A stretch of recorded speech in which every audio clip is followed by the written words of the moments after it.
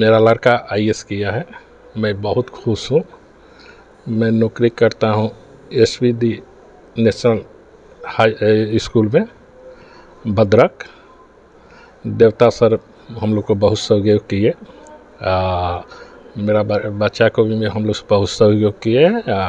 पढ़ाई करता था 12 घंटा 14 घंटा पढ़ाई किया। उसके बाद 2 साल नौकरी किया। 2 साल नौकरी कर कर फिर अपना रिजाइन देकर आईएएस को तैयारी किया। देवासी बाबू भी चेयरमैन साहब हैं, वो भी हम लोग को बहुत अथी करिए सहयोग किए हैं। मेरा घर पर मेरा 2 लड़का है, मेरी मिसेज है। मेरी मिसेज भी बहुत मेहनत करती है, पढ़ाई लिखाई अथी करती है, बच्चा पर ध्यान देती है। हम बहुत खुश हैं। लड़का आईएएस हुआ, बहुत खुश हैं। निश्चित भाव में यह खुशी खबर।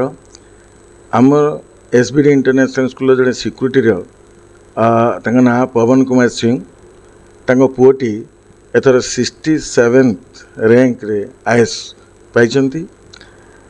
से खुशी रे आम विद्यालय समस्त मनरे खुशी लहरी खेली जाई। आम विद्यालय तरफ पुओ अतुल कुमार सिंह आउ बापा पवन कुमार सिंह एवं माँ आशा सिंह को आमे बहुत बहुत आम अंतर धन्यवाद जनाऊँ। एवं धन्यवाद जनवा सहित से पिलार भविष्य किपरि जड़े भल भाव आईएएस अधिकारी हो देश प्रति तार कर्तव्य पालन करिवो, यही आम शुभकामना करुछु। एवं जड़े सिक्यूरीटी पुओ गोटे आईएएस ऑफिसर होइछि, तेणु निश्चित भाव में यह एक समस्त सबू पेरेंट्स एक प्रकार प्रेरणा। सबू पेरेंट्स चाहिए पिलांकु किपरि सठिक भाव में ठीक मार्ग देखाई कौन सी एक स्थान रे पहुँचले बापा माँ जो खुशी हे से खुशी आम देखिपुँ से सिक्यूरीटी जो पवन कुमार मुहरे।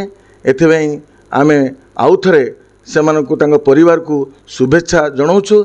एवं निश्चित भाव में से पिला निश्चित भाव में देशपाई गौरवान्वित हम।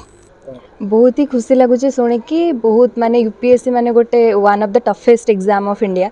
तो निश्चय से परिश्रम करिसेंती, कष्ट करिसेंती, फल पाइचंती।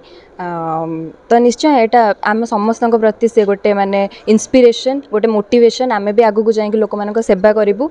आमे भी आगु को जाइए निश्चय चाहबू कि आमे लोक मान सेवा करूँ।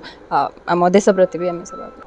अतुल भाई जे से होचंती आम स्कूल एसबीडी सिक्यूरीटी अंकल कर पुओ। निश्चय से अंकल भी बहुत भल। से जिते भी देखते आमको पचारती पढ़ापढ़ी केमी चलती, तो निश्चय सी भी से निज पुओपाई से कष्ट करिसेंती। तो से आज से एते सफलता पाई बहुत खुशी अच्छु। बहुत भल लगुच कि हाँ आम स्कूल रे अंकल को पुओ पाई पुणी 67 रैंक। तो निश्चय गोटे बहुत बड़ कथा।